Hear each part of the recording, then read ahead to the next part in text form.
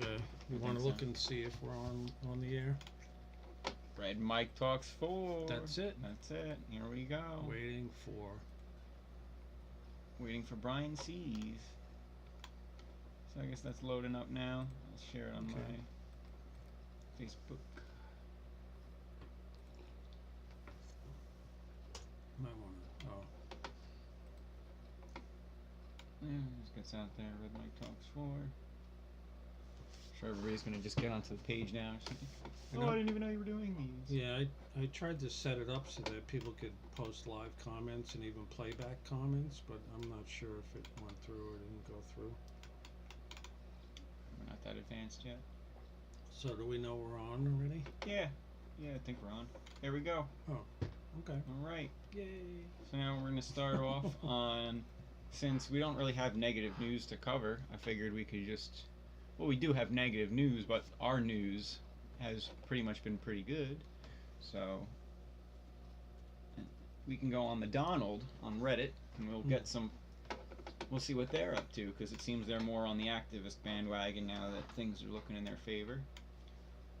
Yeah, that was something I didn't understand. There were a lot of people that I talked to that said that they were sort of waiting for the Mueller report to come out before they decided whether they could be enthusiastic or not about the movement, the MAGA movement. Mm. And I didn't really get that because I've been on board for 3 years, so I guess I've been on the Trump train for 3 years, since June of 2015. Mm-hmm. Almost 4 years now. I've been with it since the get-go. We preached on the industry platform. It's the same reason I support him now. When he came down the... Yeah, when he came down the escalator, to me it wasn't about the border as much as it was about the whole package of Donald everything, Trump the spending Americanism, 40 years getting things done. Yeah, it was about, good old Americanism. Where'd that go? A lot of echo pill things. Red pill echo chamber. See, now we see the left throwing it back at Mueller. He is part of a justice system that favors the rich and powerful. Trump never had anything to fear from an insider like Robert Mueller. Except Mueller is a Democrat by-the-book guy. He's been a Democrat crony. He's a crony. He's not by the book. I've heard people say he's by the book. I think he was involved in the 9/11 cover-ups, wasn't he? I heard he had connections to the uranium evidence. one, but yeah, I think there's enough evidence in 9/11 that a conspiracy is a valid, answer as to what happened. Well, being that the families of the victims of 9/11, who's the families of the people that lost their lives in the planes and I guess in the buildings of 9/11, they had to sue in court in New York City to gain the right to have the Saudi Arabian government investigated for their alleged connections to the 9/11. And they did found connections, didn't they? Now the Americans can sue Saudi Arabians. Well, yeah, that's what they wanted. They wanted the right to sue the Saudi Arabian government. The fact that they had to sue in court to do that tells you that there was a conspiracy. You could pick up an airplane wing with one hand. They're not that heavy. Those materials are fairly light polymers, and I know a lot about that. And it's just, I don't know. It's just a very weird thing. I have the dust from 9/11 still, and I've had it analyzed, and there is explosive material in there, but it's aluminum and iron are all it takes to make like thermite. And they say that the paint was thermite based. It's in there anyway. You're never gonna, that's what the building is made out of. Now it's all pulverized dust, so there would be no way to test for that anyway, unless you found a specific type of aluminum particle that aluminum flakes are manufactured a certain way. You'd have to be able to identify that flake and who manufactured it, and there's only so many companies that manufacture aluminum flake because aluminum is incredibly dangerous to flake. And most of that manufacturing is done for the paint industry, and it's done for like pearlescent effects and stuff along that nature, or whatever that metallic flake effect is you see in paint. Okay, so what do we have that we want to talk about today? Everybody's pretty much in good spirits. I don't think I've seen the liberals on the Facebook yet. I think they're still in hiding. I saw something on Yahoo News today. AOC is claiming that powerful men are afraid of her. AOC? I think we can get into an AOC topic right now, because I hear a lot of people that are kind of being won over by her enthusiasm for the environment, and people are saying, well, yeah, the Green New Deal wasn't necessarily, she knew she wasn't gonna get anywhere with that. I think she did expect to get somewhere with that, but I think at the very least she expected, like President Trump, when he opens his mouth and he says something, he's only expecting that people are going to be talking about the subject matter because it needs to be talked about. And I think AOC was thinking the same thing, except that nobody in Congress, not even any Democrats, voted for it. no, in the it got Senate. a complete 0 vote. She got and- 0 votes, so that tells me that there's not as much enthusiasm as maybe she thought there would be. Mhm. I thought that her own Democrats who supported it initially, they were all over the news saying what a great thing they thought it was, but not so great that they would even contemplate, supporting it. Which to me I thought was kind of weird. Either mean, they all- either you care and you want to They all support saw it as something, the or unrealistic thing that it was. I mean, we could try to make this episode about environmentalism and why right wingers generally don't believe in like climate change and global warming. And I think I'm like the best person to kind of make that argument that doesn't exist, because when I grew up, I was an environmentalist. I was protesting well, we nuclear do power have plants climate in my change. It's hometown. called weather. Yes, exactly. And what I've learned, That's what happens. The weather changes. The climate Exactly. changes. and what I've learned is that year They're to trying year to it's make it. different. They're trying to And make it sound like the ice caps are melting and we're well, all you going have to drown. to really look But at the they've been saying temperature that for of decades. the planet at any given time. I mean, things like how much snow falls, how much of a forest fire was there, like how much, like these big areas of land, they all play a role in, as the planet turns. It just plays a role in the weather and everything. And it also depends how far back you're going to look into human Well, that's history. the thing. You can't look at like a small, like 10-year period of weather and then you see, oh, it's getting warmer every year. We're doomed. No, look at it 1,000 years. It's like it's plenty colder than it was 100 years ago. Everything. Now that's why they keep changing global warming, climate change, global cooling. You can't look at a trend and assume you can extrapolate on that data. It's the Earth. It's very unpredictable. It's data that's just it's not that it's so chaotic that you can't control it. It's just it's noise. It's not the whole picture. You can't take a trend and say that that's it. We're doomed. Well, We don't know that we're I had a doomed. conversation. Sorry, I had a conversation with somebody this morning who is a New Yorker and works in New York. Came from New York. Lots of money. Not necessarily him, but just money place. And I have the same conversation with a lot of people that are all for wind and solar. I like wind and solar too. I wish that I could afford to put solar panels on the house. I wouldn't mind doing that, but the thing is that it's difficult for me to want to put $20,000 or $30,000 into something that is only going to raise the value of the house maybe $20,000. The issue with solar And then panels is you I never end get up your with a money zero back. gain. Yeah. Well, at the very least, I'd end up with a zero gain. So, for people that care so much about the environment, I ask them, why are they not driving an electric or at least a hybrid car? Why do they not have windmills and solar panels on their own property? Because people that are willing to spend $50,000 or $60,000 for a car, an electric car or a hybrid, I would think that they probably do have the 20 or 30,000, at least in credit availability, to be able to put solar panels on their house. So they should do it if they want to. I mean, I know somebody that's, I don't want to say who, but somebody I know is close to me or whatever. He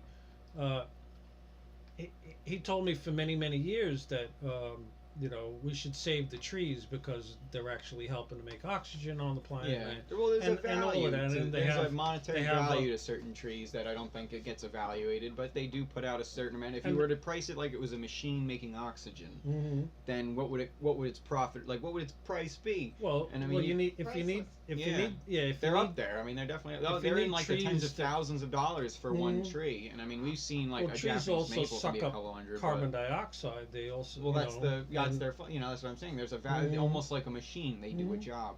When it comes to like the don't tell me you like trees so much and then cut them down because you don't want to rake the leaves. when it comes to the wind turbines and everything, like I looked into it, and like say Indian Point power plant in New York, they would need at least 2,000 of the largest, not the smallest, the largest wind turbines that we can manufacture. Those are big freaking turbines, and you would need appropriate acreage to put those somewhere. And you can't put 2,000 giant wind turbines really anywhere near New York City. I mean, and maybe off the coasts or something, but then you get the bird problems, and you know, it's just. And then you're manufacturing everything. You know, in this sense, I would say that nuclear is a little better because the infrastructure is already there and it's already a leaky mess. So just leave it being a leaky mess. It's going to be a leaky mess forever. But they won't close wind Indian turbines. Point I have the a problem with the killing of the birds. Yeah, you know. I mean, they got their Hudson River. Why couldn't they get hydroelectric power off of the Hudson River? But again, we're in Pennsylvania. I think coal is better than nuclear because when you're mining nuclear, it's the same trucks, the same mining equipment, and then you got to process the uranium. You got to make yellow cake. You got to make rods. It's a whole process. With coal, you could take coal, you could burn that anthracite. I mean, that's fresh out of the ground, ready to go. There's you can process it and clean it and all this stuff, but that material is, when you look at it, it's right on par with nuclear for cost to output. And then you look at solar and wind and solar panels. A nuclear power plant costs a lot more than a coal plant. Yeah, and you can't. There's no solution to nuclear waste. There never has been, and there never will be, unless they figure out a way to balance out the imbalanced particles and reduce their half-lives and make them, not irradiating anymore. But the solar panels, you never get your monies out of those. By the time you've gotten your money back, the panels need to be replaced because they're no good. And it's very unlikely that you're going to make profit on solar. I don't know why people would want to trade their electric bill. So you're trying to say the technology is not matured? Yeah, the technology is not good enough to get you the amount of time that you would need to pay you back.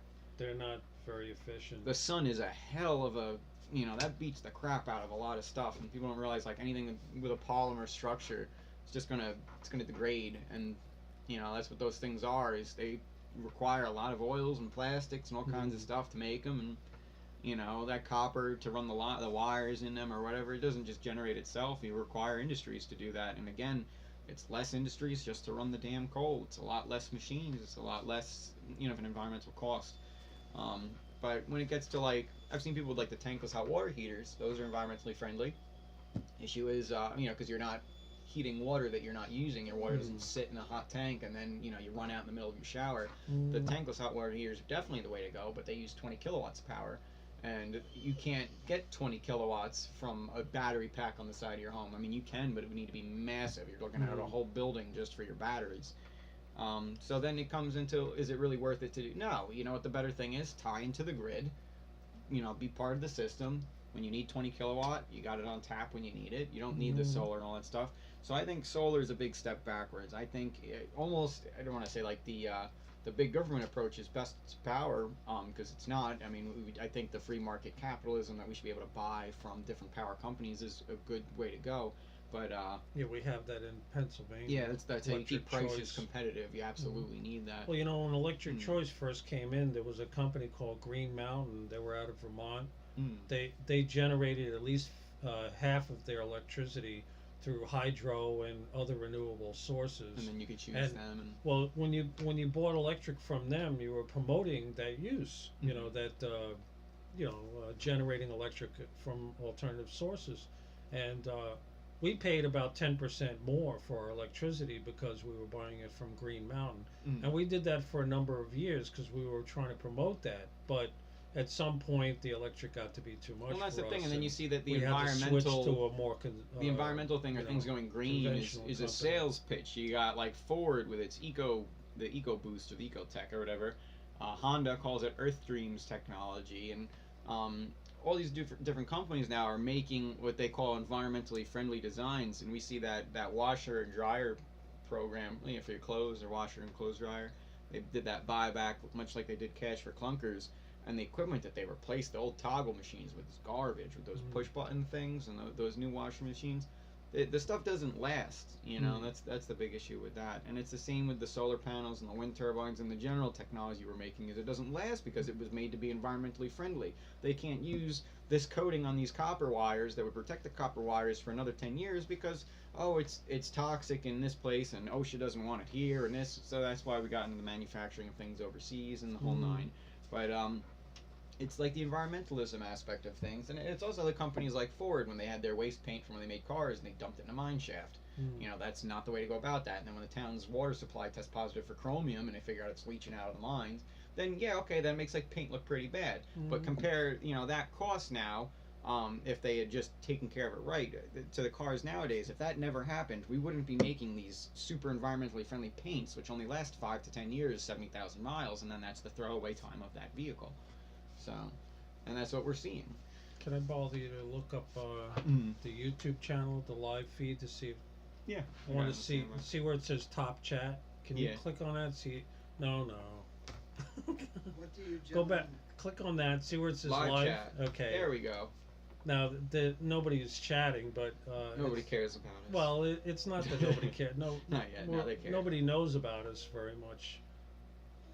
You know, we'll get there eventually. I just wanted to see if there was anybody Subscribe. on. Subscribe. Click the link. I'll make it appear because I'm magic. I'm great at editing. I'm not great at editing. Just figure out how to subscribe. You're an adult. what You do can you do it. gentlemen think of sunspots as controlling Earth's weather? Well, where are What are they? you gonna do? Control sunspots? No, but sunspots, Well, they're Yes, arguing that sunspots are to explain more for the environmental changes than everything else. They're saying that the sunspots are, you know, when there's a sunspot, things are colder. When there's no sunspot, things are hotter. You know, they're and saying the- that has more the control. Ice Age was triggered by Sunspots. That's so what I've if heard. the sunspots actually control Earth's weather far more than a car sitting out in front of your driveway. Well, Oh. the other thing about I mean, they call the term that we do more damage to the environment. That term is called the Anthropocene, I guess. So that we've replaced the Earth as the largest doers of erosion. But one volcanic eruption can trump all. Like, if you locked yourself in your garage with your car today, you knock you out maybe. You wake up in 2 hours with a headache, you'd be fine. No, there's not enough carbon monoxide to kill you. So the stuff is pretty environmentally friendly. The Honda, the Earth Dream stuff, it's direct injection.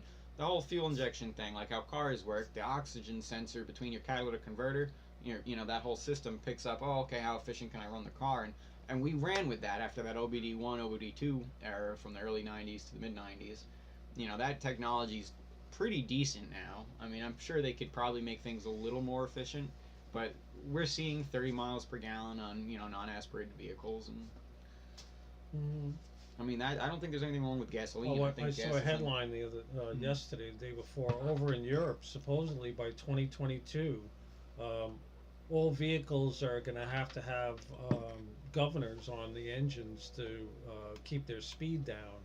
I don't know down to what, but I guess because there is that stereotypical preconception that there's no speed limits in all of Europe, even though it's only for like a 5 or a 7 mile stretch of the Autobahn. The rest of Europe, as far as I know, has speed limits. It's funny because Europe was like the pioneer in like do-it-yourself, self-maintenance technology. They were actually talking about. I was watching a documentary on Messerschmitt, the company that made the Me-109, the Nazi fighter plane. Well, they made cars, and I didn't know about that. And these cars look like little fighter planes, and they're actually pretty neat. And it was the American Pickers. They were buying a car off of somebody, and they explained the whole history of the whole Were they thing. colluding with Nazis or something? No, it was just I'm kidding. Yeah, no, it was just to show they were making cars, whatever, to get like this is when it was war torn, right after the war, so nobody was really traveling.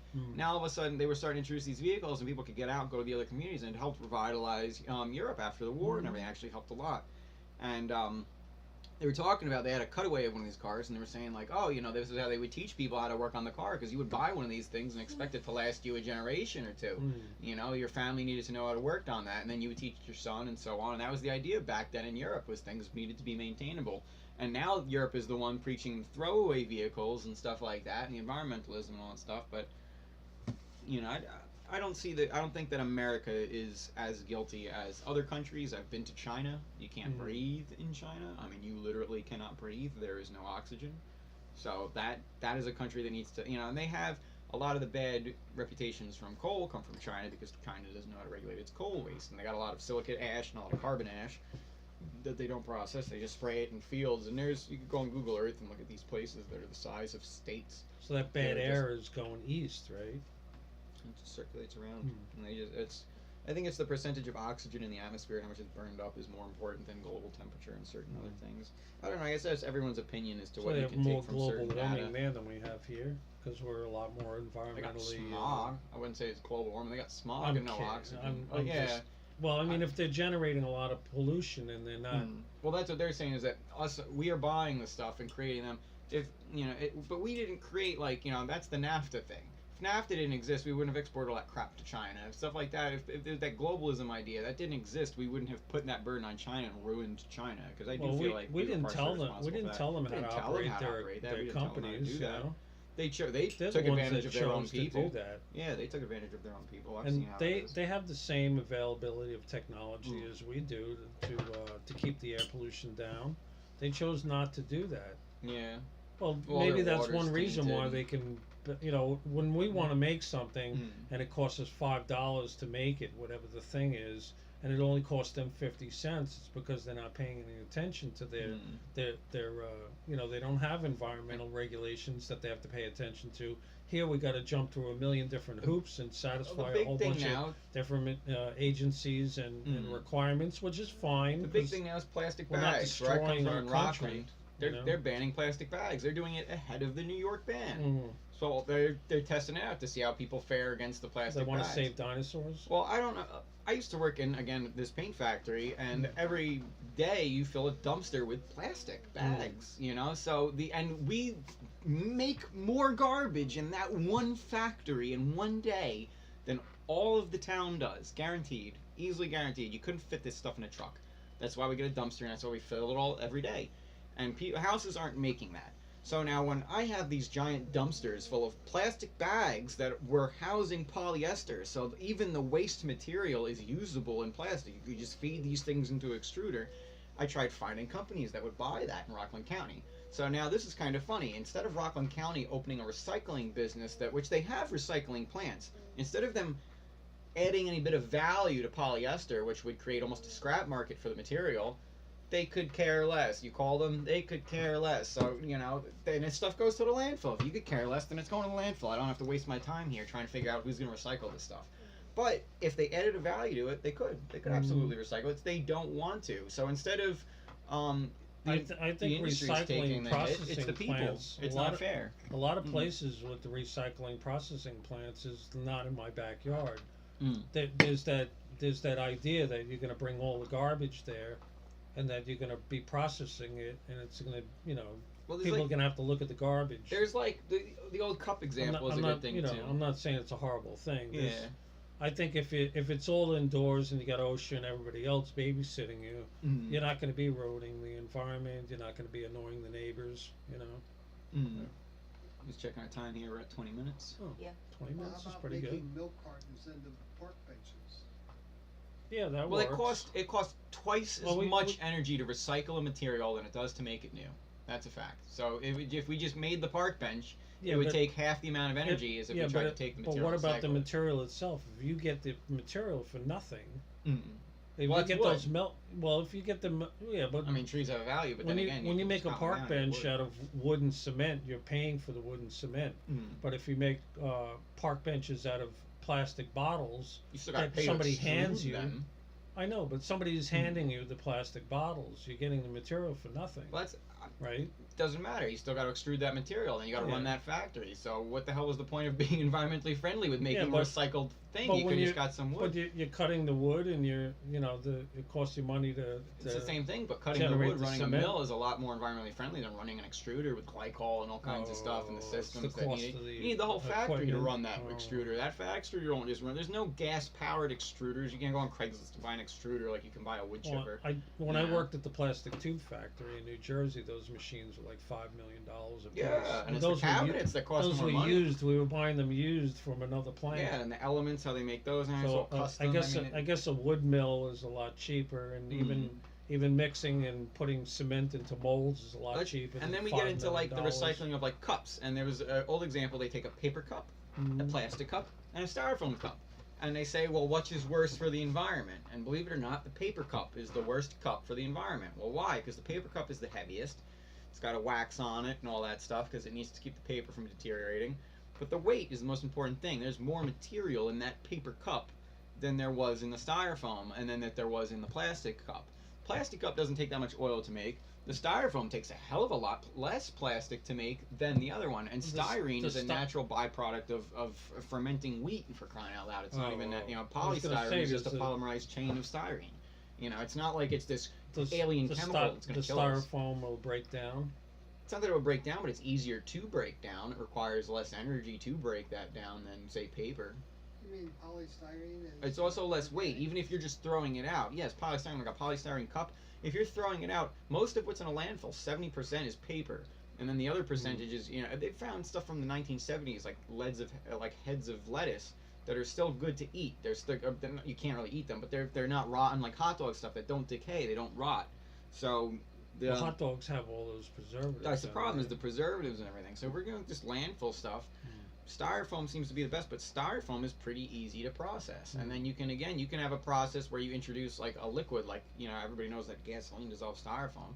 You just dissolve that styrofoam back out, turn it into something, and use it again. That's real reprocessing. And if we could figure out a closed loop for that, figure out one place where to make this factory, let them do what they need to do, and then that's staple in society. It should be a self-sustaining thing. But I think what we need to do to get rid of, if the plastic bag bans won't change anything, it's not going to do a damn difference. Everybody already brings their bags back to shop, right? I think when it comes to people, we have our grocery shopping down to a science. We get our bags, we go home, the bags go in one bag goes in the cabinet. That's our garbage bag for the bathroom for next month. There's like you know what I'm saying? Like, you save your plastic bags or reuse them for certain things and stuff. I've saved my plastic bags, I reuse them. And people who have extra bags, they could go to their local grocery store and there's a bin for their bags, and then some company takes them. There's no pollution on that end. People really aren't throwing bags out their windows. I mean, it might happen, but the plastic bags here, they're not the problem. China uses a hell of a lot. They'll give you a soup, it'll come in a plastic bag. You get a thing of soup, it's just like a fish out here. You go to a fast food restaurant and I don't want to say, but you go to a fast food restaurant, you eat hamburger, like we've done recently, a couple place we went to. The stuff that we were throwing away, the bag, the mat, the paper mat from the tray. There's the bag, the wrapper or the carton the carton and your McNuggets, right, and then whatever, and you got the chicken McNuggets or whatever they are, and you got the French fries and the hamburger. That's all wrappers, and we were sitting there eating it. It was not takeout. It didn't need to be wrapped. It didn't need to be wrapped. Why couldn't they just put it on a styrofoam plate and then say, "Here you go, you're dining in"? But that's the thing, is like an environment. It's a tricky game. And when they're it's a tricky throwing that out, I know it out. all goes into a dumpster. If they would separate that. And that's where all that preservative stuff is leaching out of the fats and the oils. I doubt any McDonald's stuff is biodegrading. But I used to tell people that when you have garbage, half the time it's better to just put it on the side of the road.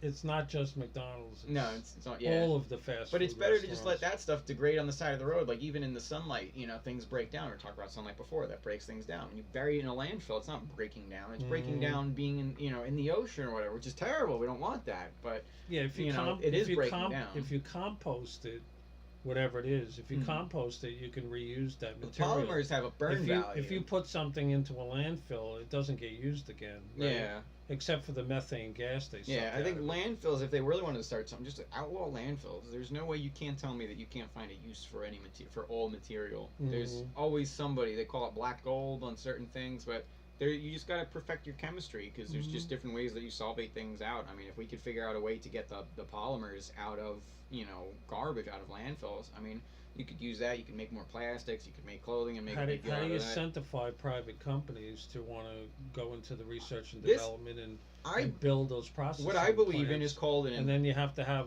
either industrial zones where you're going to put them in.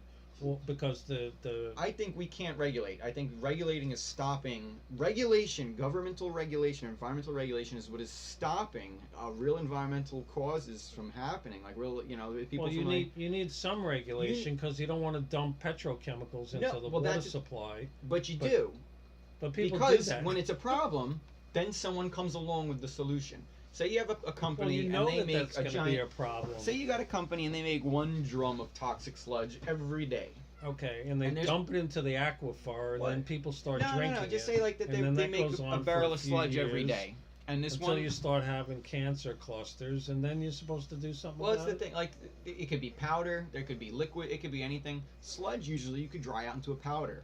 So you could take. Well, how about making the regulations? You make them to safeguard people You make it, and yes, the you environment. make it as a safeguard just and then, in case. And then you let people do what they want, and then if they do something horrible and get caught, you put them in front of a firing squad and get rid of them. Well, I think people really, need to treat because waste though like they treat art, like it's just if a they're material. willing, if you they're could figure willing out to allow their fellow man to die of poisons, then and the absolutely. regulations are in place to say you're not Absolutely. allowed to do this, and they go ahead and do it for whatever reason, because they don't care, then why should we care? They might as well just get rid I'm of not them. saying they just go and waste, but I'm saying that does inspire people to clean up. People see the garbage and they say, oh, I want to make this out of it, or I want to make that. There's people that take like powder coating waste. You can mix it into concrete. You can make you can use those polymers to make. It's mostly silicates and free polymers. You could use it to make concrete. Then incentivize people to do that. Well, right? Well, the biggest incentive is the free market economy. If I just found out that this company is paying to throw away garbage, and I just found out that I can take that material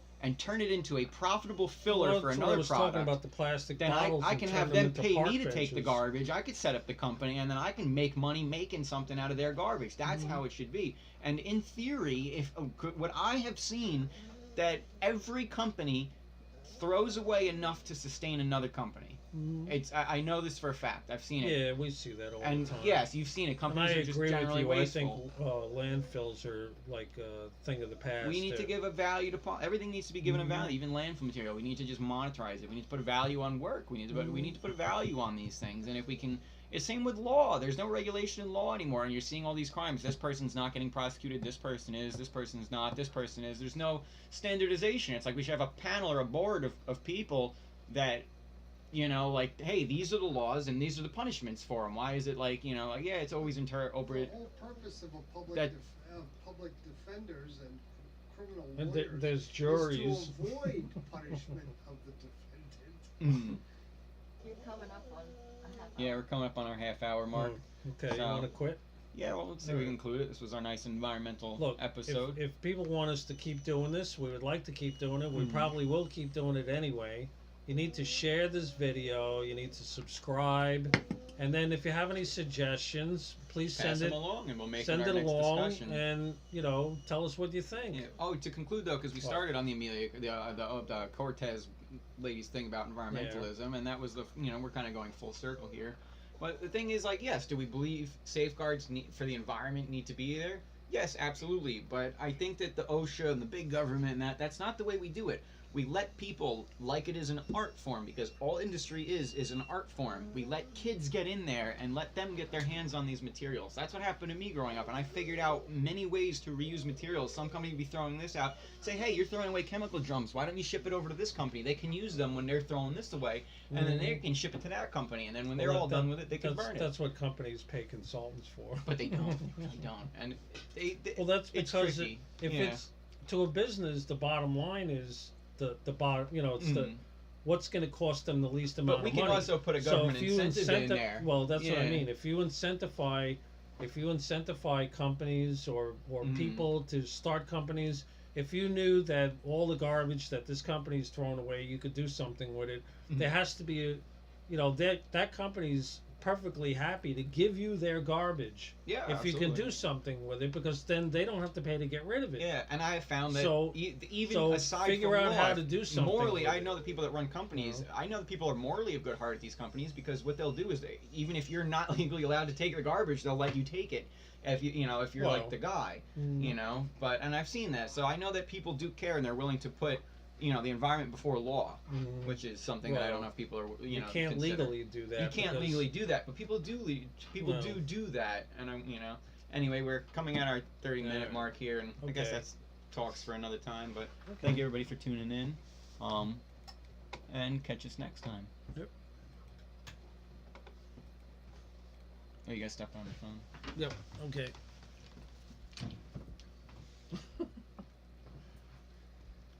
Nick, what do you think of